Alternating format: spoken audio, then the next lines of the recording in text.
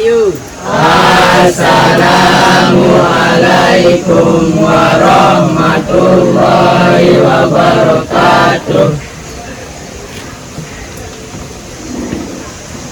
Assalamualaikum warahmatullahi wabarakatuh. Waalaikumsalam warahmatullahi wabarakatuh. Hari ini kita masih bisa diberikan kesempatan untuk kembali bertemu, untuk jelas untuk melakukan pembelajaran, melanjutkan materi yang sudah kita sampaikan di pertemuan kemarin, kita melanjutkan sekarang. Mudah-mudahan teman-teman masih mengingat materi yang kemarin dan kita akan lanjutkan materi yang baru sekarang.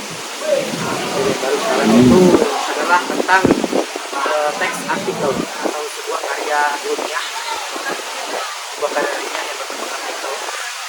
Ini karya ilmiah yang ditulis oleh mahasiswa maupun peneliti. Oleh karena itu, mohon fokus beberapa menit ke depan kita akan belajar. Mana bahasanya kawan-kawan? Mudah-mudahan kali ini semua hadir bisa dapat materi baru ini dan tidak ada yang ketinggalan. Kita harus dulu dari paling atas sampai ke paling bawah.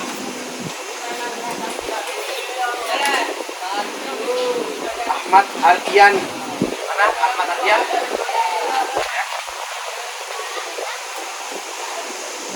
Ahmad Dafa, Ahmad Kudori. Kenapa dibuat Ahmad Kudori? Alvan, Adi Gibran, Andian Irwansyah, Ferdian Rahman, Ferdi Agus Tribuana, Firdaus Akbar. Pulang ya? Kita udah pulang. Turun. Mana ya? Dari bawah.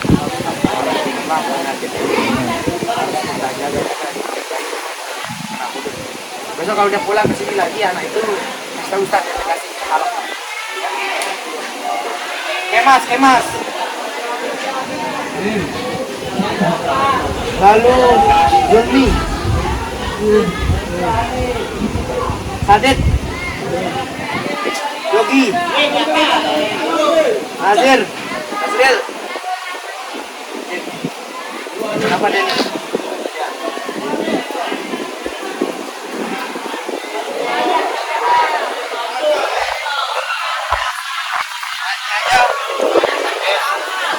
Hafiz, saya.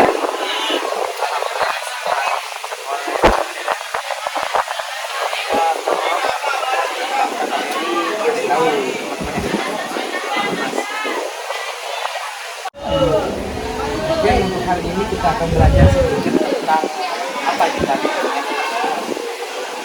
kita akan belajar tadi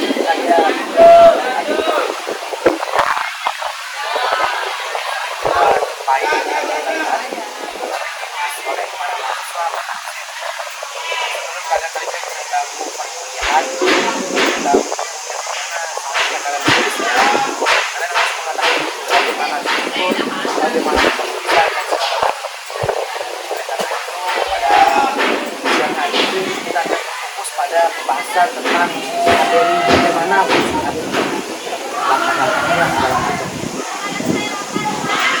Untuk menyusun sebuah artikel kita perlu yang melakukan riset. Riset itu adalah salah satu bentuk kita mencari tahu atau mencari hal permasalahan yang sedang kita temui. Sebelum kita membuat meja, kita riset dulu mengenai masalahnya itu, fenomenanya apa yang kita akan teliti. Kita tahu masalahnya baru kita mendapatkan hasilnya baru kita tulis. Nah itu penelitian ini penting untuk dilakukan oleh teman-teman semua. Karena dari penelitian lah kita akan tahu apa saja masalahnya dan bagaimana cara kita menyelesaikan masalah-masalah itu. Seperti masalah lingkungan, banyak masalah lingkungan yang ditulis dalam bentuk artikel.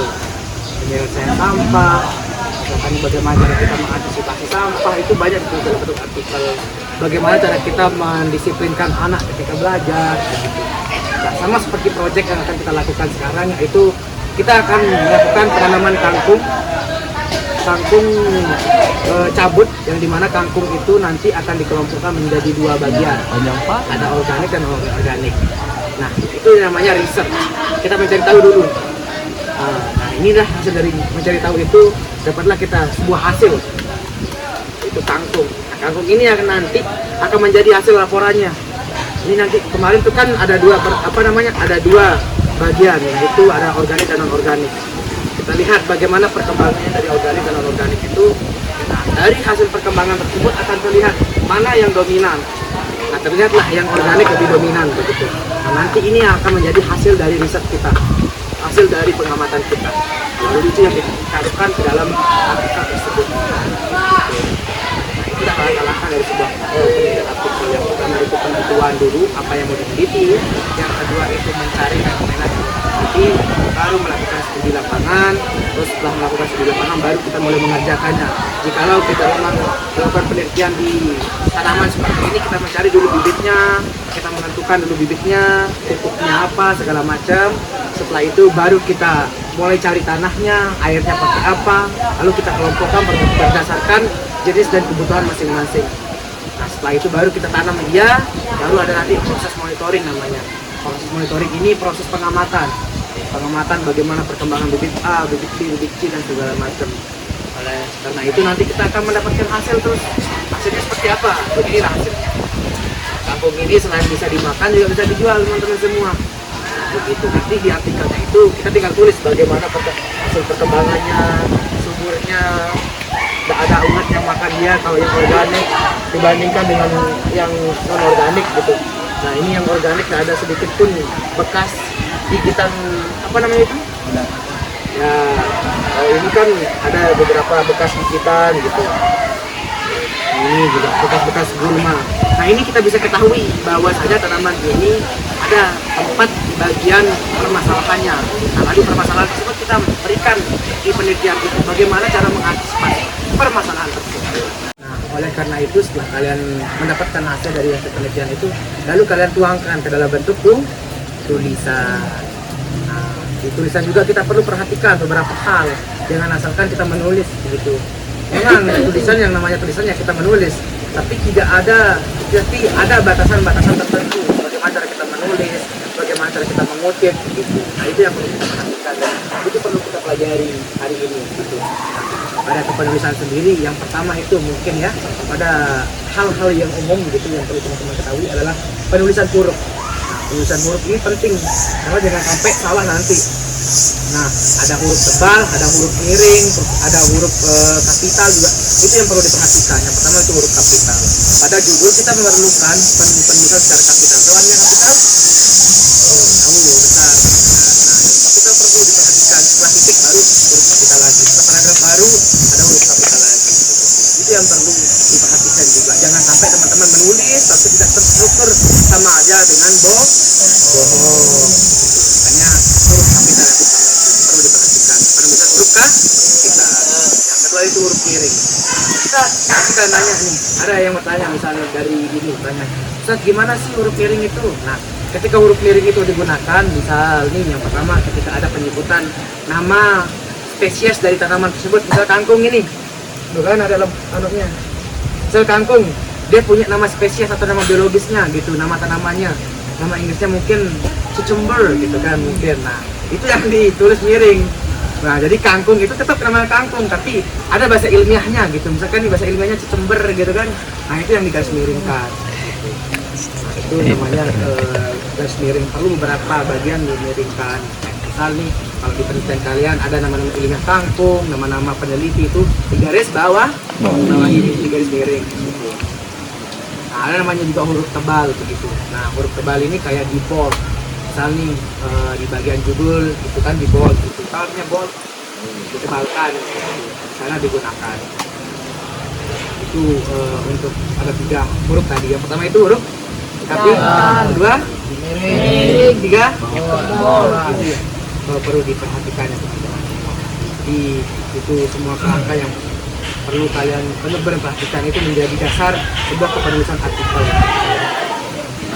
Yang selanjutnya itu yang keempat itu penggunaan tanda baca juga penting. Yang pertama misalnya tanda baca ini ada koma, ada titik, ada terus apa lagi? Ada strip segala macam, itu perlu diperhatikan di mana dia dijeda, di mana dia dilanjutkan pembahasannya begitu. Jangan sampai teman-teman semua nulis tapi tidak memiliki jeda segala macam. Nah itu tidak berurutan dan tidak beraturan. Nah tulisan yang bagus itu tulisan yang beraturan, walaupun sedikit tulisannya tapi beraturan, itu tulisan yang bagus, baik dan bagus.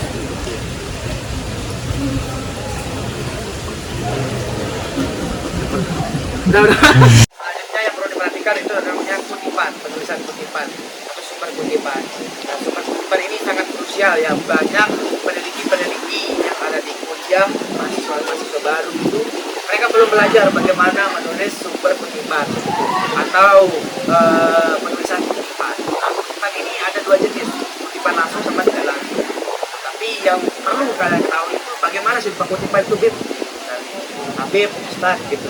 Nah, kutipan itu simpel teman-teman. Misal nih, ketika ada pendapat seorang ahli atau pendapat guru gembul. Nah, kita ambil dari contoh dari guru gembul. Guru gembul itu berpendapat tentang kangkung.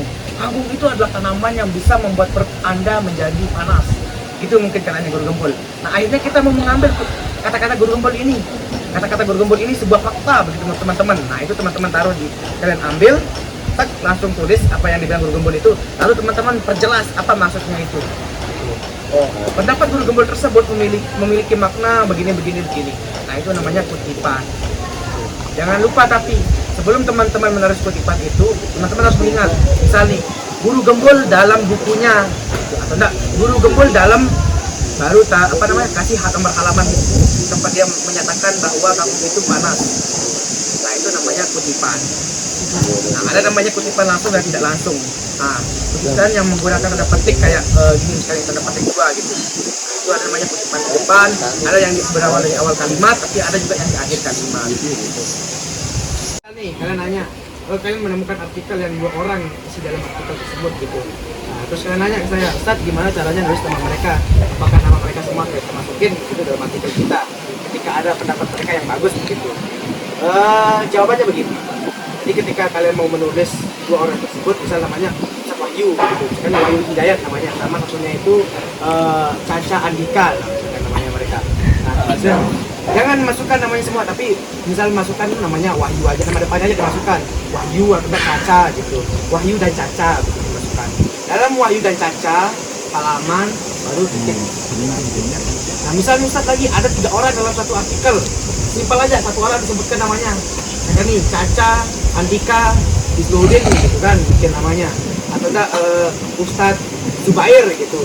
Nah misalkan 3 ini tulis satu aja gitu, Ustadz Zubair BKK gitu namanya. Nggak boleh sebutkan semua. Terus ini yang terakhir teman-teman, tepat mengambil sumber atau kutipan. Nah, misal teman-teman menemukan di buku, terus teman-teman ada juga di artikel begitu. Tapi kalau teman-teman tidak berani ngambil kutipan yang di artikel, takutnya salah gitu kan, tidak apa-apa. Jadi dalam sebuah kutipan itu tidak apa-apa kalian mengambil dari artikel, buku, jurnal, segala macam jenisnya begitu. Tidak apa-apa. Itu adalah salah satu bentuk argumen orang yang kalau menurut kalian benar, dibenarkan begitu kan. Kalian bisa ambil kutipan tersebut dari buku ataupun di artikel. Gitu. Nah, kalian kutip ke sumber-sumbernya. Bukan hanya di artikel ataupun buku, bisa juga di tesis, skripsi, itu bisa kalian ambil. Misalnya Imam Ghazali Umami dalam skripsinya menyatakan kangkung itu adalah benda tajam gitu misalnya. Nah, itu contoh kutipan yang ambil di skripsi. Tidak apa-apa diambil seperti itu gitu. Tapi jangan semua ambil argumennya. Satu argumen, ide argumen itu yang diambil, lalu itu yang kalian kembangkan. Mungkin itu yang perlu saya sampaikan hari ini terkait dengan penulisan artikel. Mudah-mudahan apa yang saya sampaikan kalian mengerti dan kalian paham gitu. Dan ini salah satu materi yang sangat penting bagi kalian karena ini persiapan untuk kalian yang sekarang berada di bangku SMA dan sebentar lagi lulus. Ini akan kalian temukan sebentar lagi kalau memang kalian kuliah semua gitu. Mungkin ada pertanyaan? Lagi? Ada? Misalkan nih, Ya. baca sebuah buku, Nah, pengarangnya sama, terus? kita mau ambil bukannya ini, Nah. tidak di buku yang satu ini halamannya 104, jadi halamannya agak besar. bisa nih 1-2 buku tapi penulisnya sama, argumennya sama dalam dua buku tersebut. Tidak apa-apa kita mengambil dari satu buku itu gitu. Katakan. 1, 2, 3. Ah ini dah, oke. Silakan yang lain. Oke, silakan bertanya. Misalkan Kak, Ya. saya baca 2 buku, Ya. pengarangnya sama. Hmm. Saya mau ambil kutipan di salah satunya. Ah. Terus, tapi kutipannya sama nih. Ya. Tapi halamannya berbeda, gimana caranya itu? Nah, oke. Dah, itu aja. Oke. Pertanyaan yang sangat bagus. Begini, ketika ada 2 buku dan kalian mau ngambil salah satu kutipan di halaman buku tersebut. Namun di lain sisi, ada juga kata yang sejenis di dalam buku karya yang sama di buku tersebut. Nah, ketika kalian mau mengutipnya, lihat dulu juga bagaimana penjelasan dari ide pokok yang menjadi dasar dia menjelaskan atau mengatakan sesuatu hal itu. Pada kalimat pada halaman 20 dia menjelaskan tentang kangkung. Nah, kangkung ini misalnya begini-begini sebutannya. Nah, lihat lagi paragraf selanjutnya, di buku selanjutnya. Di buku selanjutnya dia bilang kangkung juga dengan penulisan sama, dia bilang kangkung. Tapi kangkung dia bahas kangkung secara penggunaannya. Tapi di sini itu secara penanamannya begitu. Walaupun narasinya sama, tapi lihat konteks yang selanjutnya dalam paragraf tersebut. Apakah dia berbeda atau tidak begitu. Nah, tinggal sesuaikan. Kalau memang kalian mencari buku atau kalian membaca sumber kutipan itu berdasarkan apa yang kalian sedang teliti, terus di buku satu aja juga membahas itu hal yang sama. Tapi lihat juga dulu apa lanjutan dari penjelasannya dia. Misalnya kangkung ini untuk cocok dimakan, tapi di buku yang pertama itu kangkung ini cocok untuk ditanam gitu. Tinggal kalian cocokkan mana yang bagus menurut kalian gitu. Mana yang sesuai dengan penelitian kalian. Gimana? Sederhana ya teman-teman, maksudnya banyak memang buku-buku itu ditulis oleh penulis. Kadang-kadang dia menuliskan 2 kali apa yang dia sudah tuliskan sebelumnya.